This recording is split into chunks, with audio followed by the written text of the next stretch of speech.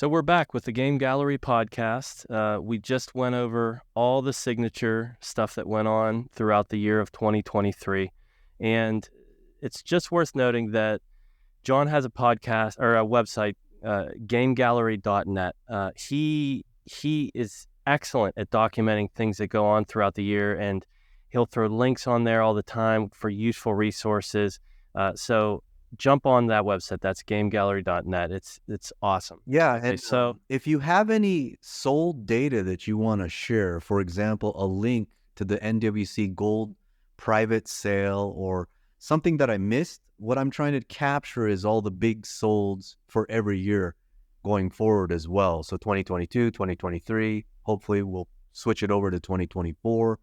And feel free to hit me up on Instagram, Game Gallery Net, and send me a link, send me a sold. I would love to report on the data.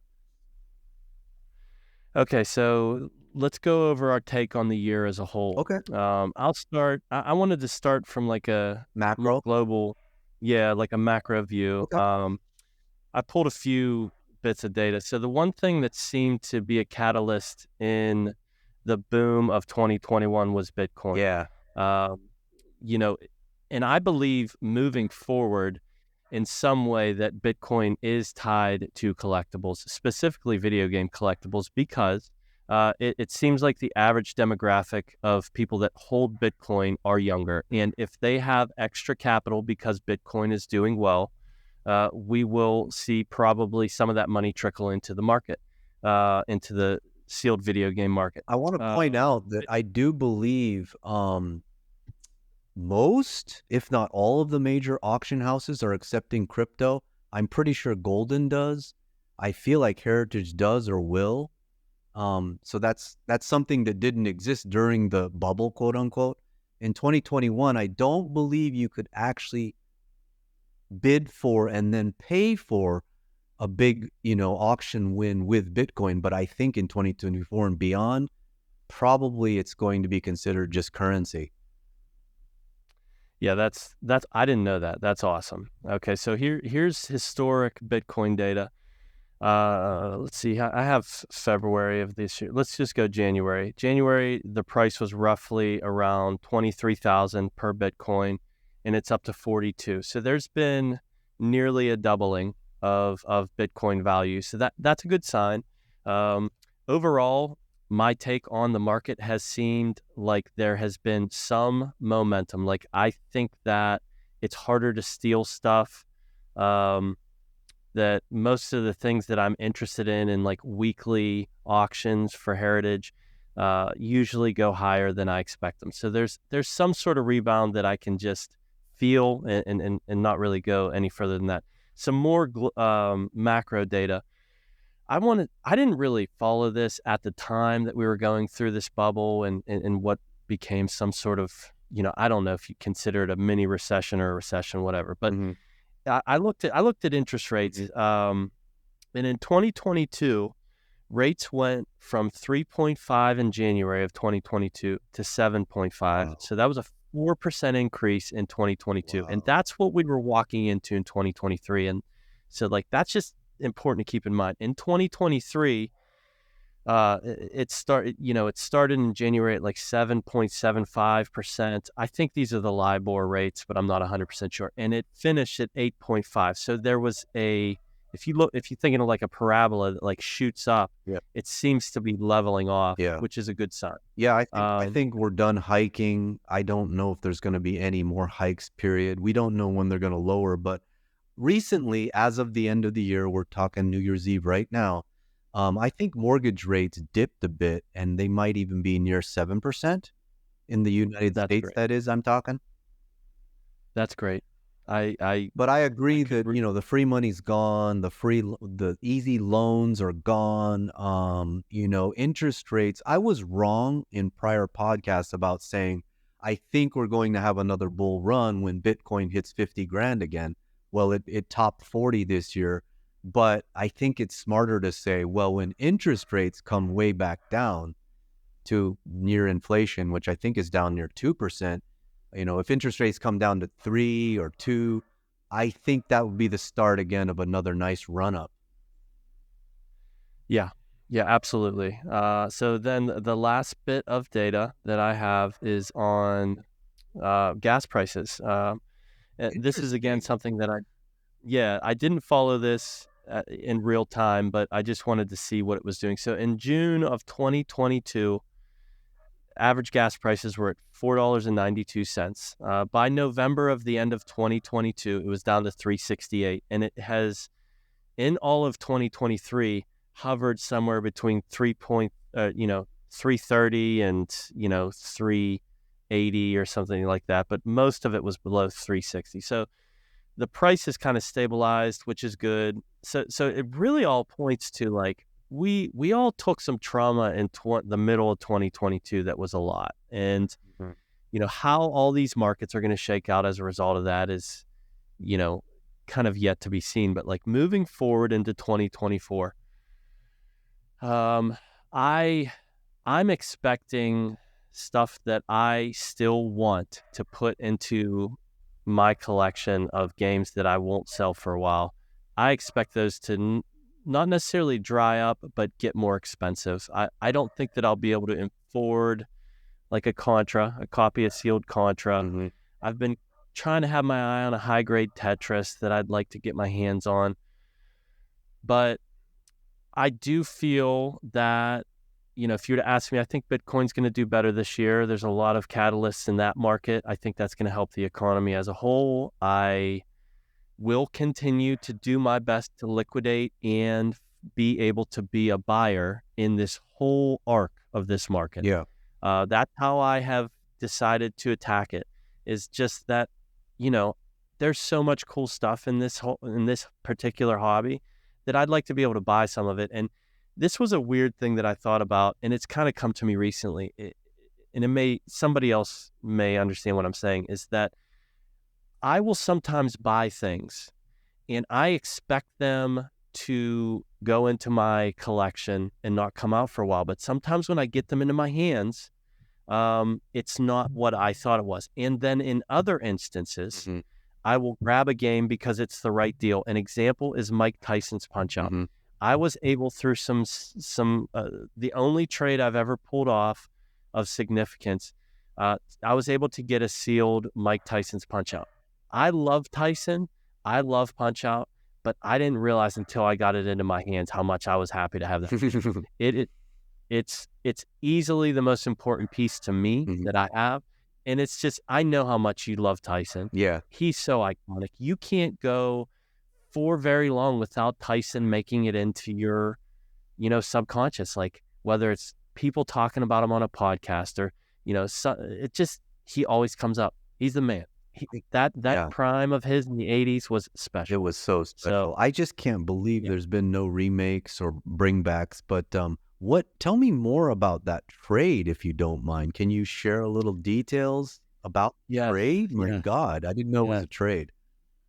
Yes, it was a trade. Okay, so the first part of the trade was, or the first attempts in contact made. Should I disclose who the trade was with? I did give him a shout out on Sure, why Instagram. not? It used to be like console. Uh, I'll have to look him Well, up. maybe I'll maybe find you it. don't have to disclose them. I don't know. Up to you. Yeah, and yeah.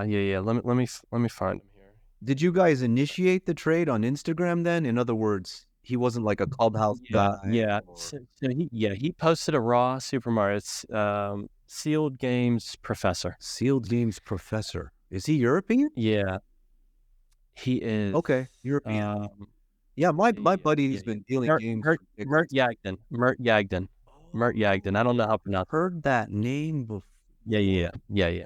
So he put up. This is a crazy story, and I'll try to get through it as quick as I can because it's wild. But he put up a Super Mario Raw, oval seal. He said he expected it to do 9.4 at best. Okay. And so I started trying to broker a trade with the things that I had to try to make that work. At that time, we were not able to come to, like, I'm down to 5 slabs. We'll talk about that some other time, but I'm down to like 5 key big time slabs that you know about them. And So I wasn't able to pull stuff out and make the move. So I didn't get that. One of the things that I told him that I had was a VGA 85 Plus Game Boy console with the Tetris. It was the original game. Yeah. I grabbed that at auction, maybe at Golden or something like that. Okay. And he knew that I had it. So he reached back out to me and he said, "Do you still have this?" And I said, "Yes." And he showed me pictures of other stuff, one of which was the raw Tyson. So it was raw. And it was raw. He expected, he was very conservative and expected it to do at best 8.5. I was asking if 9.0 was a possibility. He was thinking a seal, something like that. And so I was willing to accept. So the trade was my console plus some cash plus Zelda Breath of the Wild 10 for the Tyson. Yeah. It was. This was. You had 4 or 5 Zeldas. I've had 2 or 3. 2 or 3. Okay, so this was like one of the extra ones. Yeah. It was the last. I think it was the last one that I had. Because you sent the signature one earlier in the year. Yeah, something like that. Yeah. Okay. So he was willing. How did this go? There was some kind of trickiness where I was kind of exposed in some way.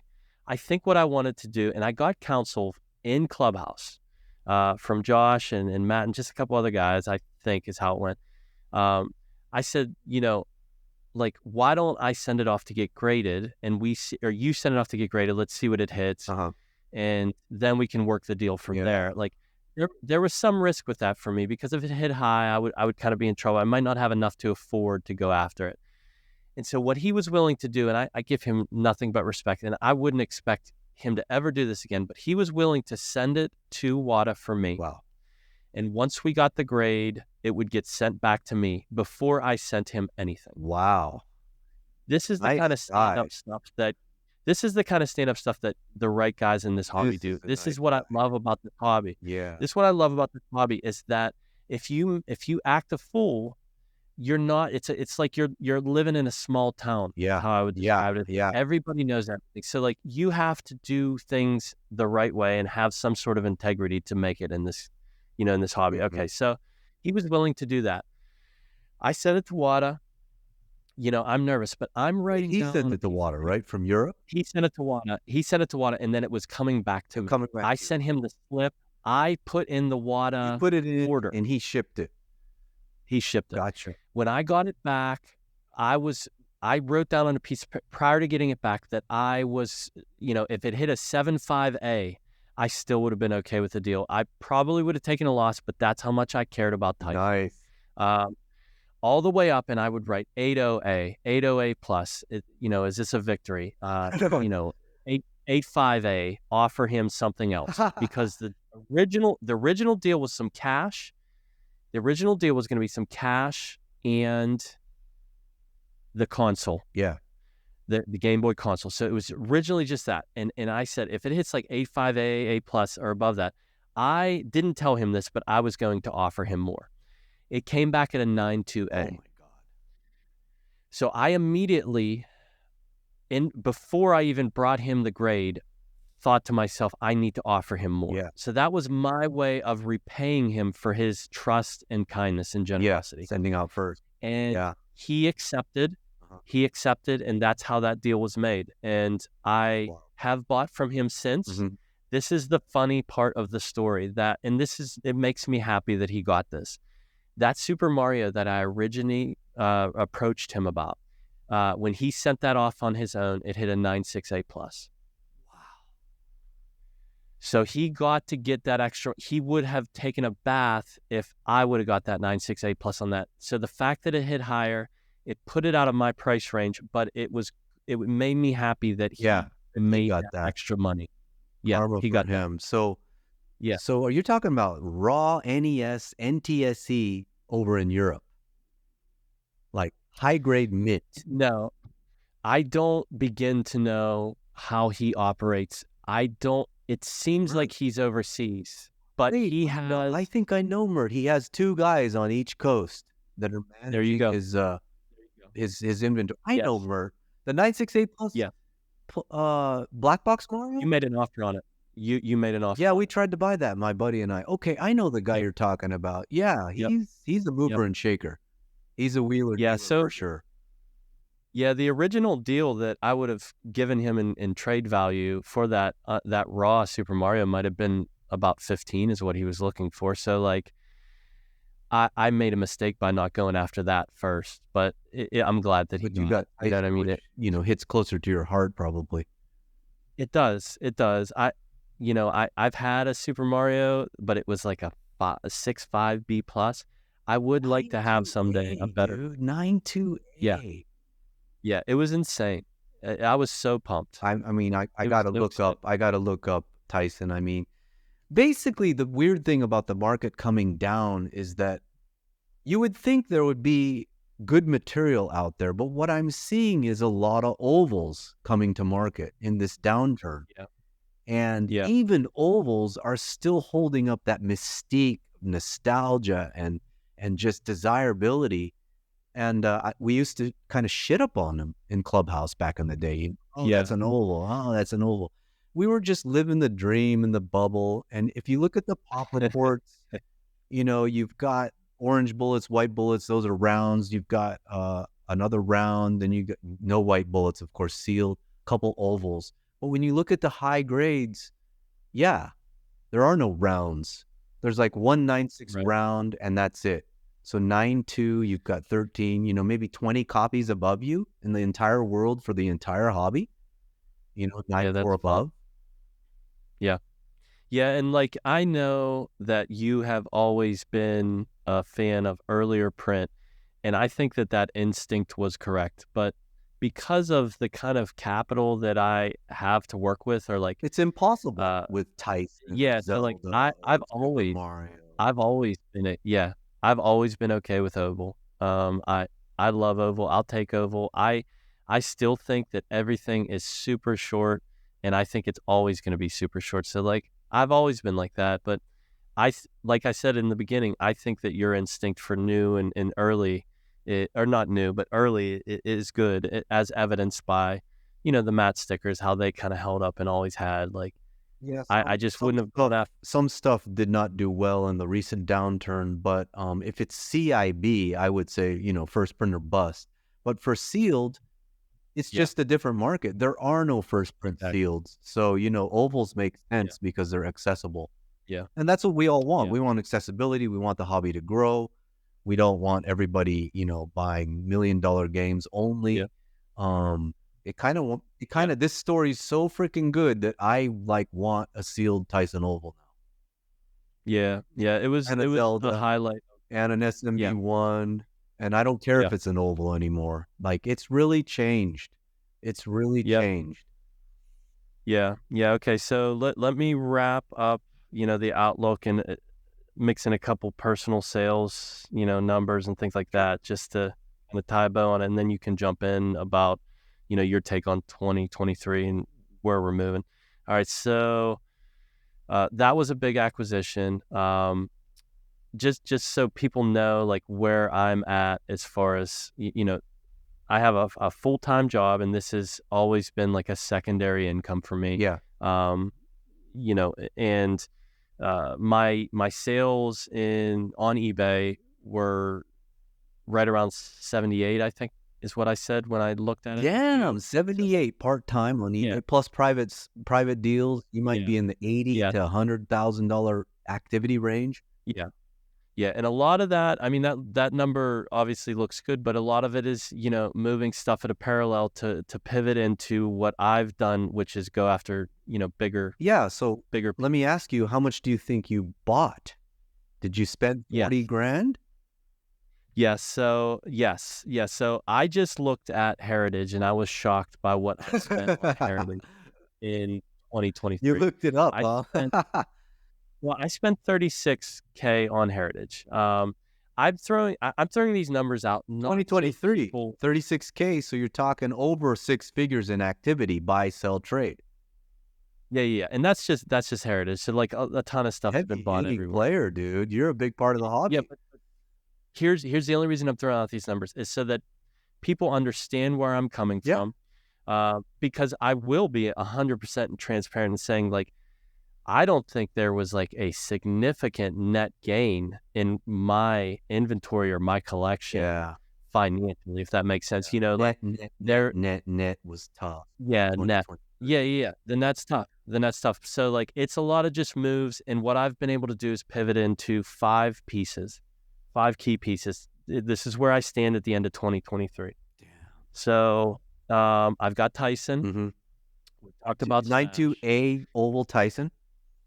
Yep, the 94A++ Smash. Oh yeah. I grabbed I think it might have been VGG. This is 100% transparency that I'm doing here. It was a Zelda from one of those other graders that went belly up, and I crossed it to WADA and hit a 92A+ on a Zelda oval. That was a good hit for me. Slab? Something off like grading slab. You got a 92A+ sealed. Zelda? It was a 96. It was like a 96. Hold on one second. I can tell you exactly like who. RCG or somebody, or pixel grading. I got all the graders on GameGallery.net. Click on grade. Some of them have gone belly up, but if you click on grade, you get links to all the grading, the big 3: WADA, BGA, CGC. Then you got UKG, ESG, RCG, 1UP, pixel grading, RGS, and then Beta out of Spain, and then VGG. Yep, it was VGG. VGG? It was a 96. It was a VGG 96. He sent it to auction on eBay for maybe $6K starting bid, and it didn't get a bid. It didn't get a bid, and I reached out to him after and said, "Can you do a little bit less? Can you do maybe I offer him 5,500 or something like that?" And he accepted, and that was a huge victory. But what's important to remember when I hit victories like this is that in order to put together that kind of money, I had to take some losses on some stuff, most likely. You know, so just having the cash flow to be able to make that move was a victory for me. Yeah. That makes sense. So what I'm hearing is, you know, for the listeners out there, what you can do is it's okay to take a loss if you have targets in sight where you can improve your collection, you know, power up your collection, and you can use stuff like horse trading.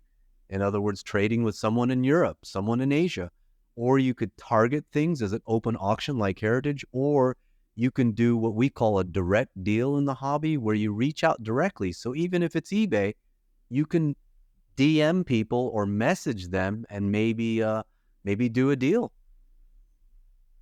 Yeah, so that was awesome. That was a good victory. I didn't know backstories. This is great. Yeah, great content. I said I had 5, so I've mentioned 3. I'm trying not to turn my head this day on the mic, but okay. So Tecmo Bowl. I picked up Tecmo Bowl this year from Mert Yagden, and he had a raw copy that he's a master at procuring stuff. I don't know how he does it, but it's from a different source, and he asked $4K for it.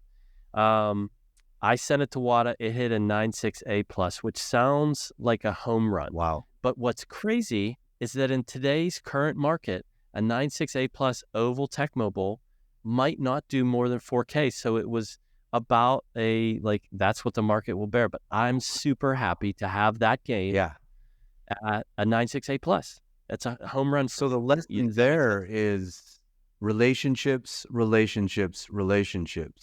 Treasure them, for sure. Nurture them, respect them, do the right thing, and they will pay off in the second, third, fourth, fifth deal. Yeah, the last game I have, it's the only game that I have in my possession, in my collection from before 2023 is Kirby's Dream Land for Game Boy, a 92A++. That was a 90A++ that I probably am upside down on, that I bought at Golden, that I crossed to CGC, and it hit a 9.2, which I thought was absolutely reasonable because it was pretty clean. Yeah. So those are my 5. So like in all this money that's being moved through eBay and all this stuff, I have those 5 key pieces, and that's kind of how I collect. And what I have learned, this is like, I'm evolving and moving into 2024, is that I'm becoming, this is going to be funny to you, more of a collector as I land these monsters, games like Tyson. Like, I can't see myself letting go of a Tyson. And so, like, that's why I just think the big stuff's going to dry up, and it's going to continue to dry up. And you've kind of touched on that. So, like, in 2024, as it dries up, as, the economy hopefully rebounds, I just think things are going to go up in value some. So we talked about kinda, that when we did hours of preparation for this podcast. The thing that came up that differentiates this hobby from the others, if you're coming over from comics, cards, or coins or whatever, is diamond hands. And what Tony's talking about is that the hobby as a whole, we all have diamond hands on these heavy, scarce, rare pieces. But like he said, when he got the Tyson in his hands, his diamond hands became, almost platinum diamonds. Like he couldn't let go even more so than when he was doing the deal, right, Tony? yes, Which means yes, you've become more of a collector than you expected. yeah, yeah, and it, my stance on collecting versus like reselling and stuff like that. You and I have talked recently about how the market is changing and accepting the fact that pretty much everybody is a reseller in this hobby in some In capacity. some capacity, sure. But yeah, yeah, yeah. But for me, um, you know, I'm not I'm not, I try not to idolize stuff. Like, I don't have a big shrine in my house of video games. I love video games. They're a huge part of my life and have been for most of my life. And I use video games to connect with my kids on a level that I'd never be able to connect with them on if I didn't have video games. But with that said, I don't, I'm not like, I try not to idolize these things. I know I can't take it with me when I'm dead and gone. But what I did learn this year is that when you look at something that you have displayed in your house, and every time it catches your eye, it brings a smile to your day, that's a little bit of a victory. Does that make sense? Yeah. Like, So you're saying you don't just, have a game room, but I don't. it But felt like, like video games have permeated all parts of your life, but you're not kind of like a museum type collector, a completed, I'm not a museum or like collector. you're not Right. showing off your bookshelf on Instagram or doing YouTubes. That's not really the way you collect. So you did 6 figures in activity. You bought and sold what? Hundreds of games, and you consolidated all your positions down into just 5. Yes. I mean, that has got to Yep. be just an amazing feat in itself. You played collector, you played speculator, you played reseller, you played, flipper investor. You played all the parts of the hobby and the market. And I love it. I love the hobby. It's hard for me to get out of it. I don't know if I ever Man, be we're able to get out heritage of junkies. it. Now you're going to have to figure out how you move forward, man. Like, what's your outlook? Yeah. Like, how are you going Yeah. to, well, you can't really sell off any of those 5 to get capital to move forward, right? Right. Right. So I'm doing something similar to what you told me you're doing, is that there are holes in these auctions where, sometimes it's the low end stuff. hmm Watching these weekly auctions, I still think there's room to be had. And Yeah, so, a couple deals uh, here and there. That's what it comes down to. yeah, Finding the deals is getting harder, is what I've yeah, noticed. Even though the yeah, market is coming down, it's like everything's compressing. And even if you find a deal, the meat on the bone is thin. yeah, it is. It is. So, like, I, I'm, I'm actively in a lot of different auction houses, just watching what's moving and shaking. But like, ultimately, like, I'm somewhat tapped out. I do have stuff that I can liquidate, and at some point I'll probably pull the trigger in January, February, March, and liquidate this stuff out. But some of that money may have to trickle into providing for my family. Yeah, That's yeah. something I talked to you about. It's like it is a supplemental income in some regards. So So wait a you know, second, Tony. You just hit on something theoretical, which is really interesting. The difference between inventory and a collection. Something in the collection yeah, can be liquidated, but it has to be liquidated for the family. If it's in inventory, we liquidate that for cash flow to build, the collection, as opposed to maybe a Correct. hospital bill. That is something I've been struggling with for like this whole podcast, 3 to 4 years, is where is that line? And now I know. Right. Collecting's for the family, reselling, dealing, speculating is for the activity, the business. That's very that's a great clear way to put it. line. You will sell the Tyson if there was a hospital If bill, I have, but you're not going to sell the Tyson to raise cash for the business. Maybe, most likely. Only unless there's a better, Yeah. a better game. But I can't think of anything that Well, I'd it want could be more like than a Tyson. round Tyson that's the same price, Yeah. and it happens at you the got it. same time where you get a 9.0 Yeah. round for the same price, Yeah. and you offload that cost. Yeah. In other words, upgrade. Yes. Yeah. So let's that'll wrap me up. Tell me about your year in review. No. Tell me about your outlook to the future of 2024. I can't follow you up because it was such a feel-good story. It taught me so much about collecting and investing because I've not really been a collector. I don't have kids. I don't have grandkids. I'm a different generation. Didn't grow up with Nintendo cardboard. So I was never able to relate to collecting Nintendo cardboard. It was always inventory. But most of the research I did and the homework I did for this podcast turned out to have negative results. So, we're 31 minutes in. I'm almost thinking, we could close out the podcast if you don't want to talk about my barometers.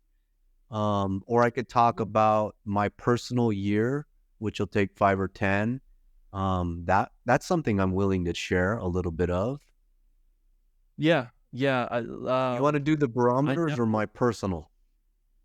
I'd love to hear your personal take. So my with reselling take was that it was one of the most challenging years in 30 years reselling. It had the lowest lows, getting scammed, really some scary stuff happening in the beginning. And then at the end of the year, a nice big deal, really, kind of healed everything. It's like money can solve a lot of problems, right? So basically, theoretically, going into 2023, in Q4 2022, my buddy and I are saying this is not going to last. There's going to be a cash crunch. We think a recession is coming. We were really early in Debbie Downer mode. Yeah. So ever since then, I've been doing one thing, and that is buying less than I sell. So even though I was getting slaughtered on a lot of stuff, like a game, like a Super Mario Brothers, I paid $3,800 for, I sold for $800. Or another game I spent $4,000 on, I sold for $600 or something like that. A lot of stuff was selling for break even, but basically, I think I bought, sold, traded, subbed maybe 500 to 1,000 slabs, including maybe 100 sports cards assorted. So at least 500 games, maybe $500,000 in activity. But at the end of the day, I think, what I made after shipping and fees was maybe $5,000 on 300.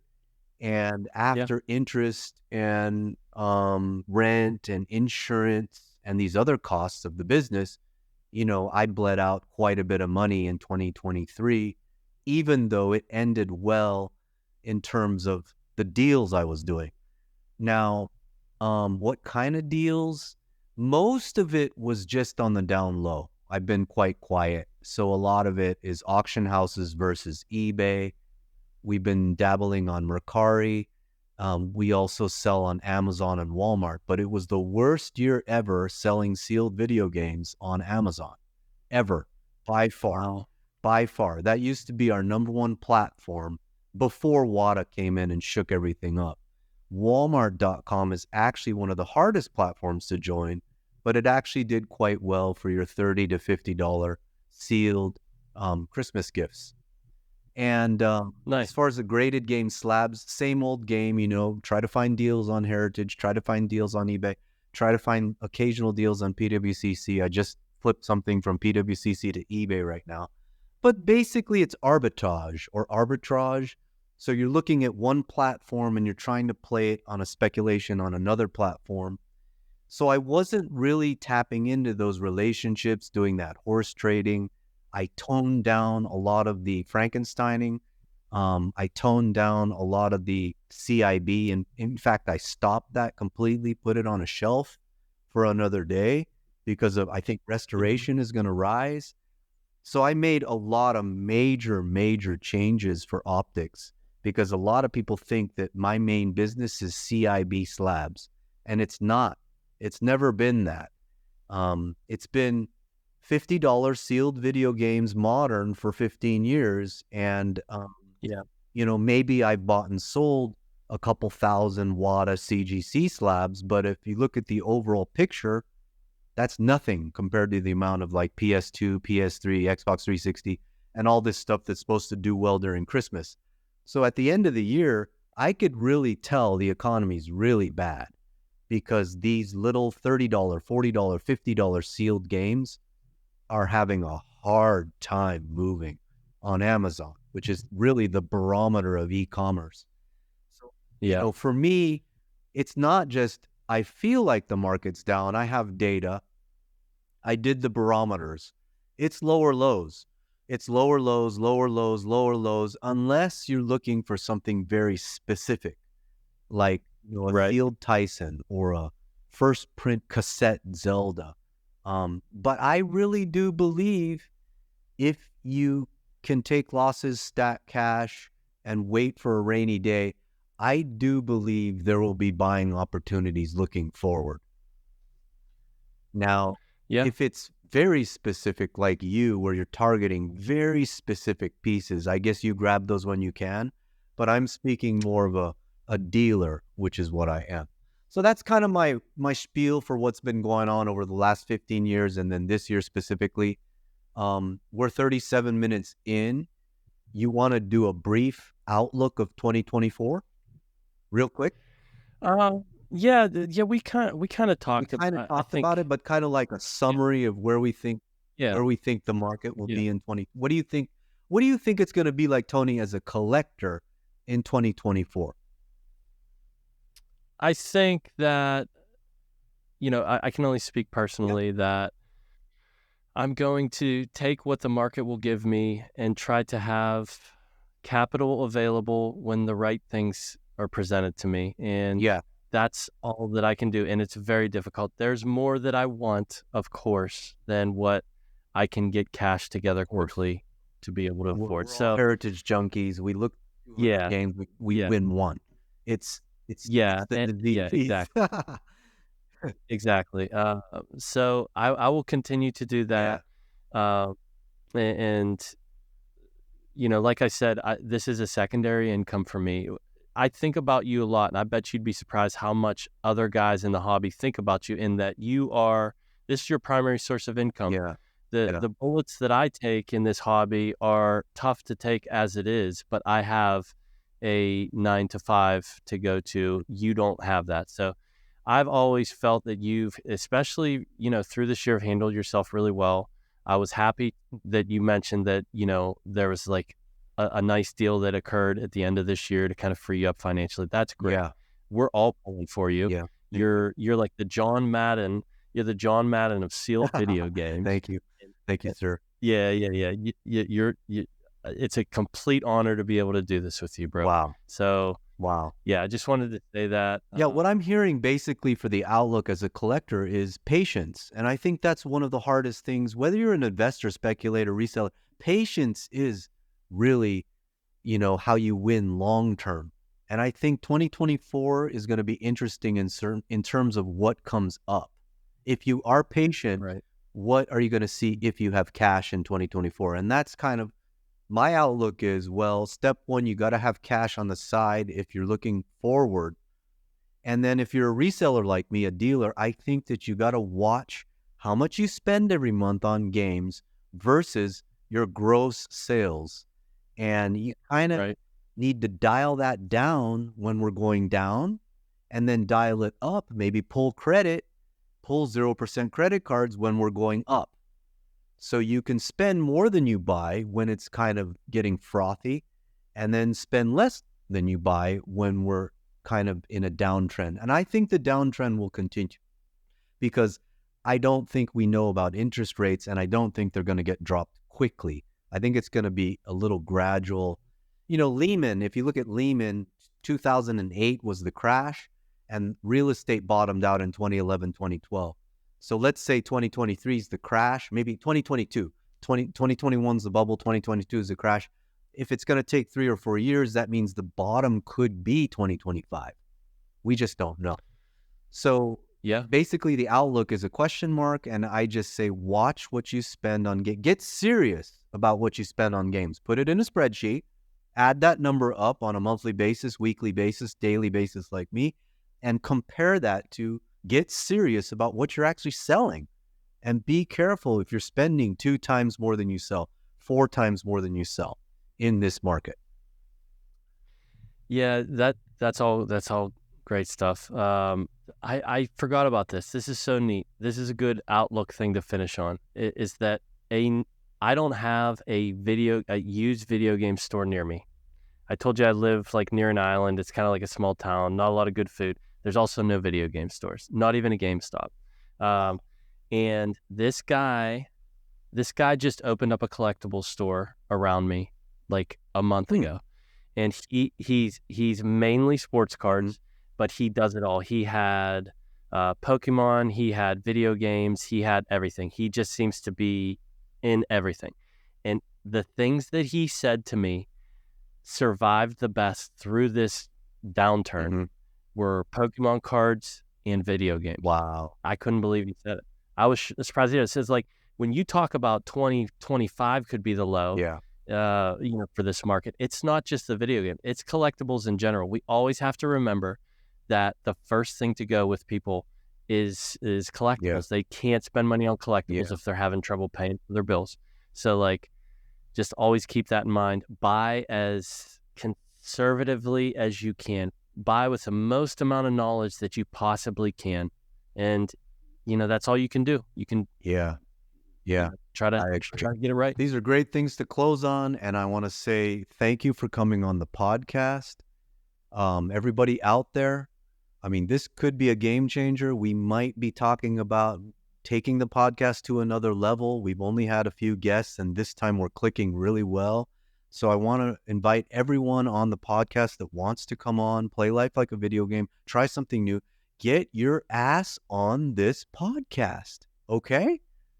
Anything else for closing remarks, Tony? No, you're the man. I can never follow up.